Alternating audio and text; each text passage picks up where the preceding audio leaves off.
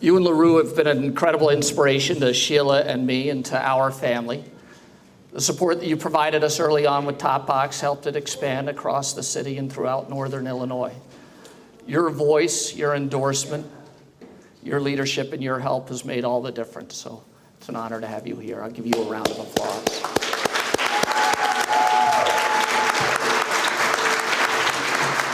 Well, thank you all for coming here today. I hope this will be the first in a series of introductory remarks that kick off a dialogue between all of us about the future of our state. Throughout the series, I intend to cover a range of topics, each with a deep dive, and hope that as a result of this and the feedback that I receive, that we can then work together, develop plans and policies that will guide our state forward. Over the coming weeks, I hope that present our campaign's thoughts about stemming the violence that is plaguing our communities, identifying the reforms needed to restore confidence in our government as an agent of change, identifying the economic development opportunities that allow the state to invest in the very economy that it is part of, reforming our criminal justice system so that we have better outcomes for our communities and everyone else who is touched by the law, and reaffirming the role that community colleges and universities and research institutions have in the future of our state.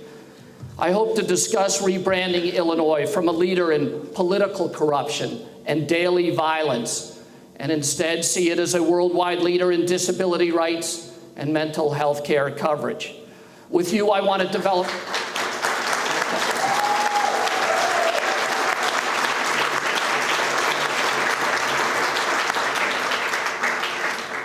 I want to develop an overarching vision to capitalize on the state's tourism economy and a chance to bring millions of dollars here from all over the United States and all over the world to Illinois. I want to share a view of our social contract between the government and its people and make sure that anti-hunger programs and affordable housing are a preamble to that contract. I think we need a vision of health care that provides access and affordability to all. And I think we need to see a way forward where the government can invest in transportation, in logistics and warehousing to keep our competitive advantage here in Illinois over other states, and more importantly, to put back to work the millions of people who have been left out of the current economic expansion.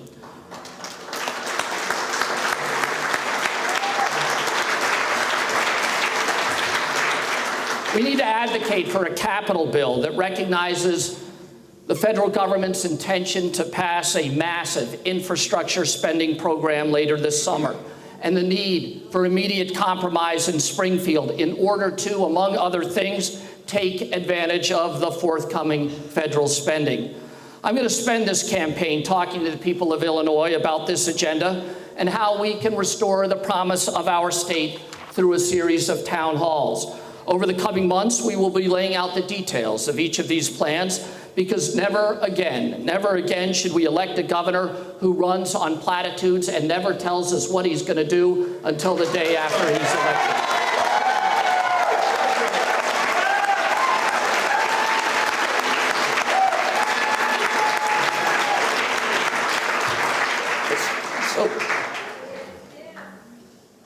Today's speech is going to be focused on property taxes and the inherently corruptible nature of that system, and how our reliance on these taxes prevent our state from achieving many of its goals, and a suggested path forward regarding reforming not only property taxes, but also the necessary prerequisite changes that will allow us once again to have full faith that our government is rid of corruption.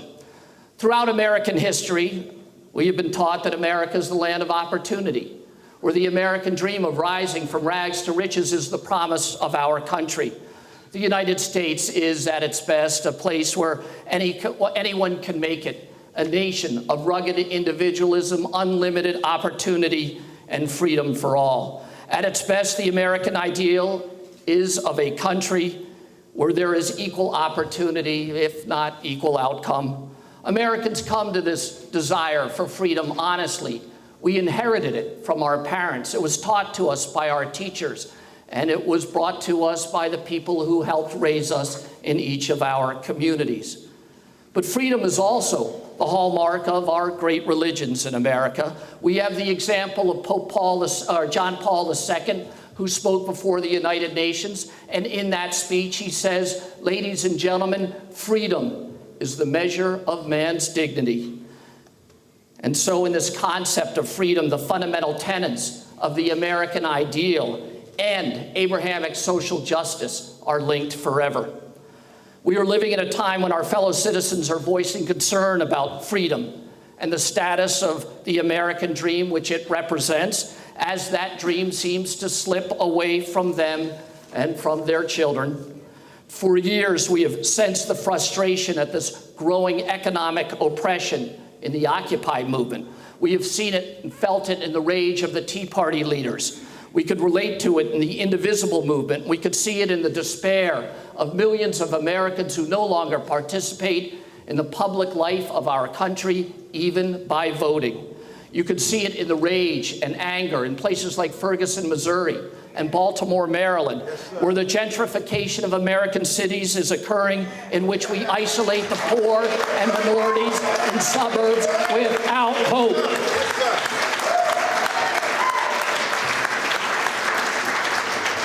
This attack on the American dream has been going on for decades. You can see it in the impact of enormous swing elections, when the voters punish elected officials who don't deliver the freedom that they promise and instead support candidates that give us hope that they will. You can see it in certain counties in Illinois, where 50 and 60 and 70% of the people voted for Donald Trump because they feel like the political establishment has created an economy that won't work for those voters. The 2016 election was a messaging vote, a warning that we must reform our economy and our political establishment, or a majority of Americans will support the destruction of both. Like most of you, I believe our state has incredible potential. I've seen Illinois from lots of different places. I've seen it as a social business entrepreneur at Topbox, or as the president of the Merchandise Mart, as a producer of scores of trade shows around our city, as chairman of the Convention and Tourism Bureau, as institutions where I'm on the board affiliated with University of Chicago and Northwestern University, and through my time as chairman of the University of Illinois, and in my role as an investor in this state where I believe that there is a great future before us. Like most of you, I love our state. But Illinois is on the wrong track. We're headed in the right direction, in the wrong direction. We need to turn things around. We need change, not incremental change, but radical change. Yes, sir.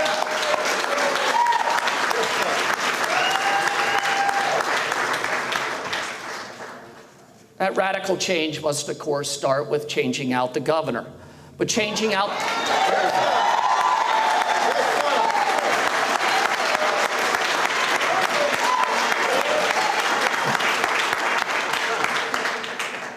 But changing out the governor isn't enough. If we're going to keep the promise of the American dream and restore the potential of the state, then we must also change the way we fund our grade schools and high schools and abandon a system that relies predominantly on property tax to do so. We must change the unfair way we have a single flat tax rate for all citizens, for the middle class and for the poor, who are now taxed at the exact same tax rate the wealthy, and instead we must embrace a progressive income tax.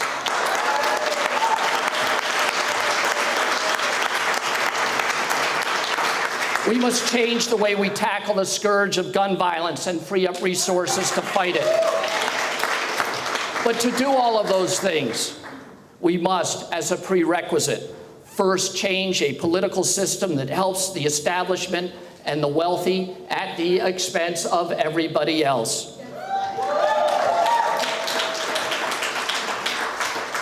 These changes, they can only start when we put an end to the property tax racket, where those who can are forced to hire lawyers every time they get a property tax assessment, leaving those who can't afford a lawyer to pay more than their fair share. This property tax system, it's crippling our schools. It's crippling the American dream. It's crippling our economy. It's crippling our state. It contributes to our gun violence. It stands in the way of a progressive income tax, and it is crippling our ability to legitimize government as being free of corruption. Our schools, they're being crippled because they are chronically underfunded. And now 75% of the kids who graduate from public schools in Illinois across the state need remedial education before they go on to trade school or community college or university. That's not the fault of hardworking teachers. It's not the fault of the schools themselves. That's the failure of a political system which has underinvested in public education because they are reliant on property taxes.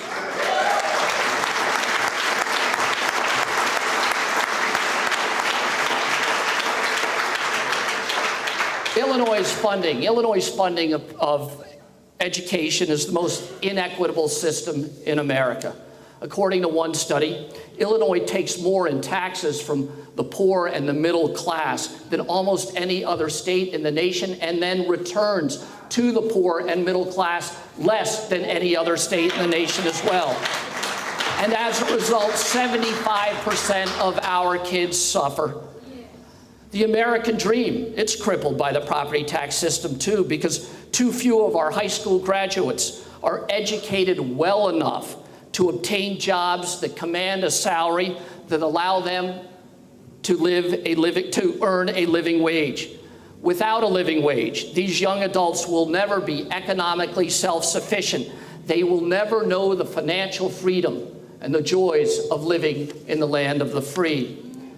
Our economy is being crippled by the rigged system because it's leaving an increasingly smaller and smaller group of economic elites to amass incredible wealth, robbing the economy of a broad and diverse middle class that is capable of propelling economic growth in the future.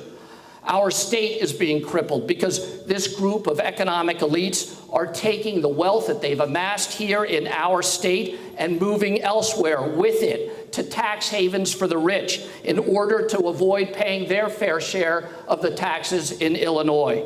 This leaves Illinois with diminishing taxable assets and, according to Governor Rauner, the need for rising taxes. The situation that we are now in is the economic equivalent of circling the drain. Gun violence persists because of the reliance on property taxes, because communities plagued with the scourge of gun violence are so overtaxed to pay for their schools that they've had to cut the number of police officers in order to keep the property tax rates from going even higher.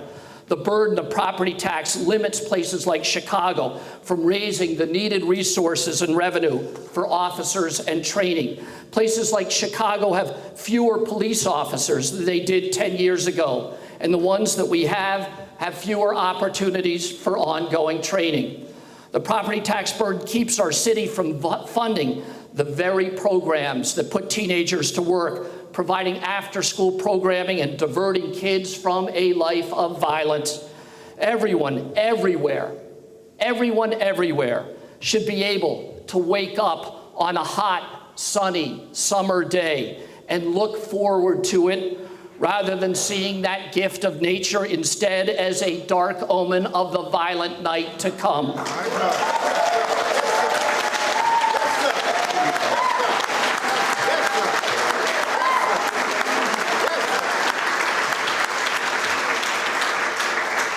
The tax burden stops us from fully funding proven programs that stop the spread of violence after it begins to interrupt the deadly chain after it starts. The property tax burden limits our ability to provide effective community policing because we have fewer officers, and more importantly, fewer officers from the very communities that need that community policing the most.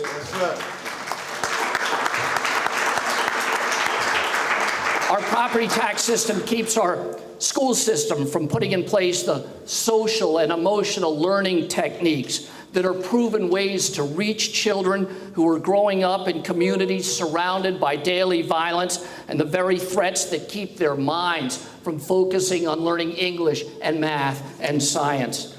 The property tax burden keeps us from fully funding treatment necessary to support children and families, and in fact, entire communities who have been victims of post-traumatic stress disorder. And so we fail to take care of the wounded, even as we fail to stop the wounding.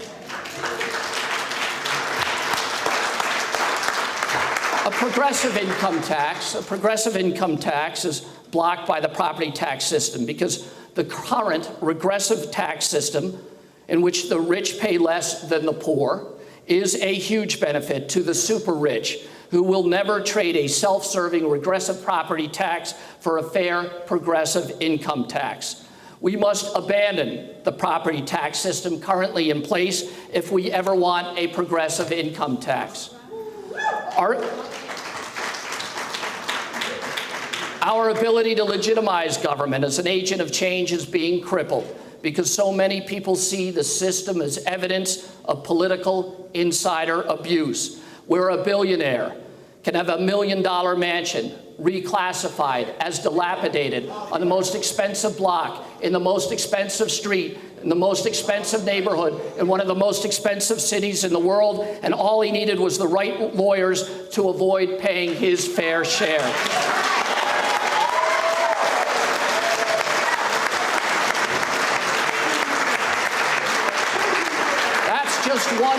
That's just one more example that cripples our ability to claim that our government is free from corruption. At least one assessor's office contends that the system is not broken, and instead he claims it's just complex. Well, I'd contend that for millions of families across the state, it is both complex and very, very broken. Governor Rauner, he says he wants to freeze property taxes. I want to lower them. He wants to preserve the system. I want to abandon it. I say we need to act boldly. The time for caution and hesitation is gone. It is time now to act. We need leaders who are ready to revolt, not leaders who want to submit, but to do so. If that's what we want, then first we need voters who are demanding accountability and not voters who are going to act as accomplices by voting for the people who want to preserve the rigged system. This system is hurting people. In other parts of society, when the rules allow people to get hurt, we change the rules. In football, when injuries skyrocketed, the rules were changed to ban the practice of spearing to make the game safer. In hockey, when injuries soared, the league required helmets for every player to make sure the game was safer and fairer. Just as we changed the rules for football and hockey to prevent people from getting hurt, so too must we change the rules around taxes to prevent people from getting hurt as they do every day.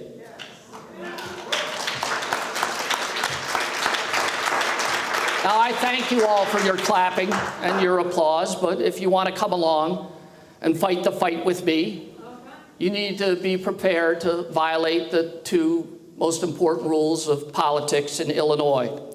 The first and most famous, of course, is the notion that we don't take nobody sent. But you're going to have to violate that rule for me, because nobody sent me. I'm not here to protect them, and I'm not here to enrich myself. Yes, sir. Yes, sir.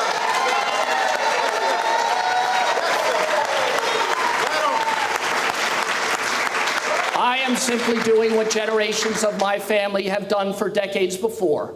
I am just trying to serve our country as best I can. Oh, yes, sir. Yes, sir. Yes, sir. The second rule is never fight City Hall. And we're going to have to violate that in a sense as well. The campaign is not so much about City Hall as it is about the State House and perhaps about county buildings across the state, but the message is the same. It's going to be a tough fight to go after the establishment, and they have lots of ways to fight back. Those of you who join me in this journey need to be prepared to be attacked. When they can't destroy the message, they'll always try to destroy the messenger. Yes, sir. Yes, sir. They won't have it. They won't have The hallmarks of our campaign are going to be honesty and candor and frankness, and to the best of our ability, we will share the truth as we uncover it. The political establishment in Springfield, they'll oppose me with everything they've got because they know I'm not afraid to tell the truth, to take on the status quo, or to change the system. I've never been afraid of a billionaire in my life, and I'm not afraid of them now.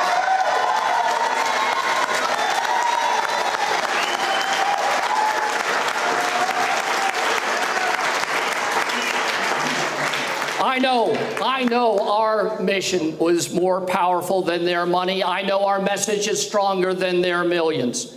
Here is the truth. The property tax system started off wrong and then got worse and then was eventually co-opted by the rich and then finally corrupted by the insiders. As it started off, people realized there are literally millions of parcels that need to be assessed, and they're broken up into communities. In the beginning, the earliest thing to do was to assess every house in the community at whatever the average sales price was for that community. That sounds fair, but it is ultimately inherently unjust. When the assessor uses an average, everyone who owns a house which is worth less than that average is automatically overassessed. And everyone who owns a house that is worth more than the average is automatically underassessed. The middle class end up paying too much in taxes, and the wealthiest end up paying way too little. From here, the system got worse. In poorer communities, which lack a substantial tax base, the local assessor is aware that the school is struggling and the government is barely treading water. So he or she, the local assessor, works hard to assess every property as fully and highly as they can. This is often amplified by the fact that most people in these less wealthy communities can't afford to hire a lawyer to defend themselves and fight back. Soon, almost every property in lower income communities are all overassessed. The system starts off flawed, and it gets worse, as I've described, and then it gets co-opted by the rich, and finally corrupted by the insiders. After the assessments become so inaccurate that there is no standard by which to judge them, then the rule of law breaks down. And soon we are living in some form of perverse Darwinian society in which only the wealthy thrive. This is where the wealthy, with access to lawyers and with help from big donations to electeds, step in and get the values of their properties reduced. Then a fourth phase develops in which the wealthy and connected are no longer the ones initiating the appeals, but instead a racket develops. Properties receive outlandish first-pass estimates from the assessor's office, and then property owners are barraged by a pile of solicitation letters from lawyers offering to work for free to reduce their taxes. They offer to work like a speculator, only getting paid if they win. But I assure you, these property tax appeals lawyers are not going to take a huge risk with their own precious time. They give donations to the assessor's campaign. And when they can't give any more, they give to the assessor's ward organization. And when they can't give any more there, then they give to the county party which the assessor may control. And magically, more than 60% of the time, they win their appeals and they get paid. Now in this scenario, if we cut out the middleman and just wrote the checks directly to the assessor after receiving the threatening overassessment, then that would be called extortion and it would be illegal. By introducing the middleman, in this case the property tax appeals lawyer, the system's protected. Protection is the difference between extortion and a racket. If this was the 1950s and we were forced to pay protection money to one set of goons to keep another from taking a beating, from giving us a beating, then they would call that a racket and someone would stop it. Now in the future in Illinois, it doesn't have to be like this. We can abandon the racket and return to the rule of law. We can fund schools fairly, and we can cut property taxes for the poor and the middle class, forcing the rich to pay no more than their fair share. Some will scoff. Some will say it can't be done. I say it must be done for our children and for our children's children. It's been done in every other state that we in Illinois want to be like, and if they can do it in their states, we can do it in ours.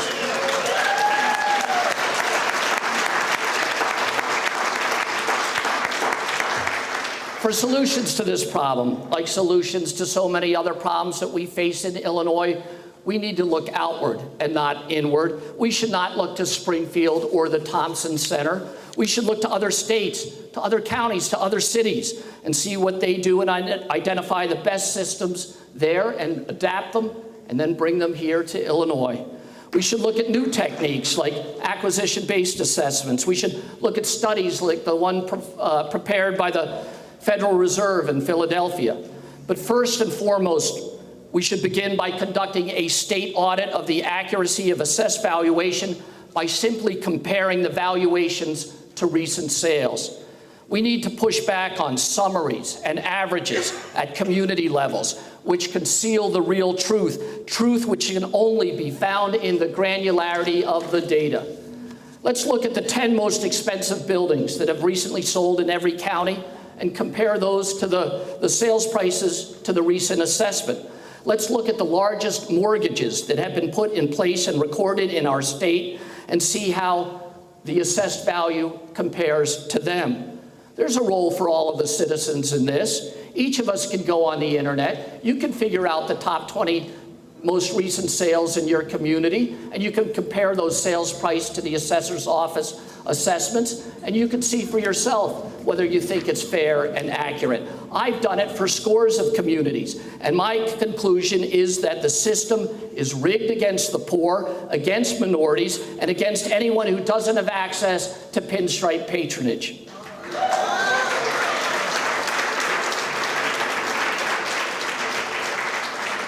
Now, there are those who want to protect the system that favors the wealthy and the political establishment and puts the poor and the middle class at a huge disadvantage.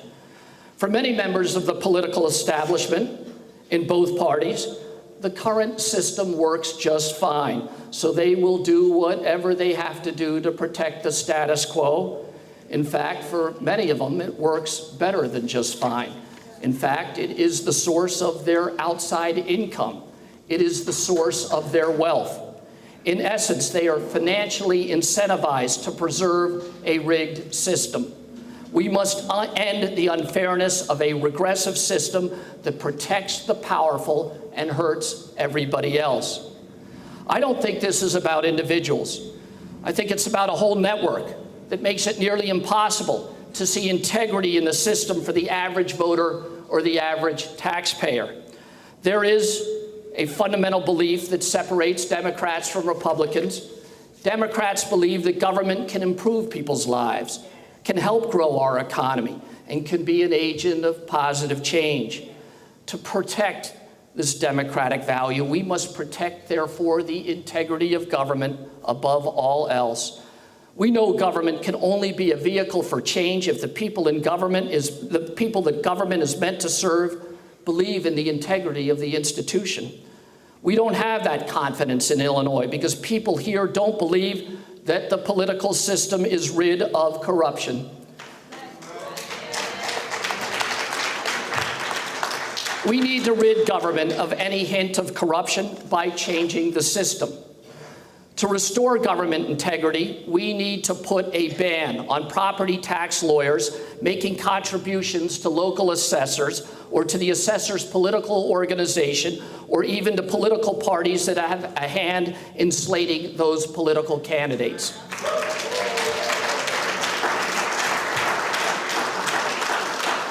The cameras are on me. You can feel free to clap. They're not going to catch you. To restore government integrity, we need to put a ban on the revolving door that allows employees of the assessor's office to go into private practice and lobby the same office for at least a year. To restore government integrity, we need to separate the role of an elected assessor from a role in the party. This will restore confidence that other people in the party can oppose the assessor's opinion without losing their jobs. They can speak up freely about the integrity of the assessment process without having the head of their local party interfere with their slating or with their careers.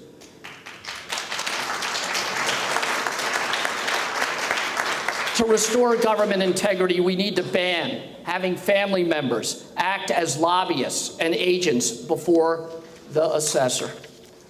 To restore government integrity, we need to end the practice of elected officials taking on outside employment that is adverse to the interest of the body they were elected to serve.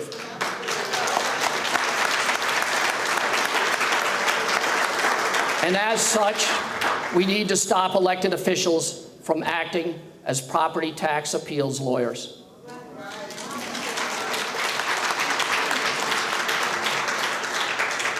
If we don't stop politicians and parties from making money off the property tax system, they won't ever let us change the system itself.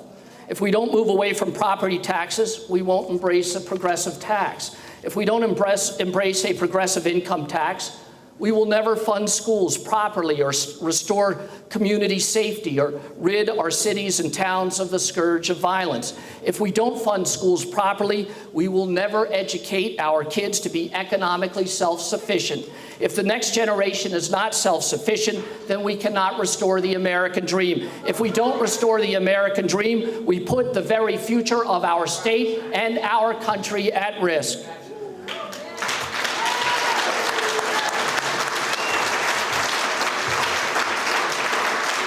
We need integrity. We need integrity in our institutions, and we need accountability from our elected politicians. We have people in Springfield doing their jobs who suffer no consequence for failing to live up to their responsibilities. That ends now. As a candidate, I'll tell you this. If I'm lucky enough to be elected as your governor, and if I don't balance the budget, I won't run again. Nor should I. Nor should they.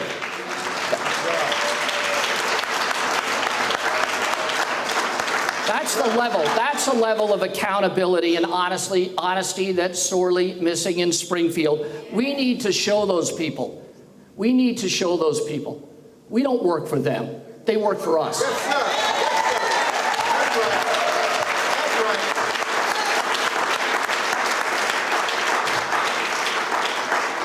right. American history teaches us that same lesson over and over again. We're taught that we're stronger together than when we go it alone. It's our national story. It's the parable of our country. It's time to work together once again. It's time to see ourselves as one nation, indivisible. It's time to choose sides, ladies and gentlemen. Will we submit once again and elect forces of stagnation and the status quo? As voters, will we be accomplices to the abuse that continues? Or will we have the courage to resist? Do we have the courage to revolt, to create real and lasting reforms in Springfield for generations to come? Will we allow the wealthy and the connected to buy our votes and then sell off our state? Or can we we the people take back control of our government and most importantly, our voice in it? I know it sounds hard, but I also know that we can do it. Let's get to work to keep the promise of our country. If we do these things, we can give our kids good jobs and long careers. We can keep them close to home. We can rebuild our state. We can keep the promise of America and ensure that the American dream is the dream for all Americans. Thank you all very much. Amen.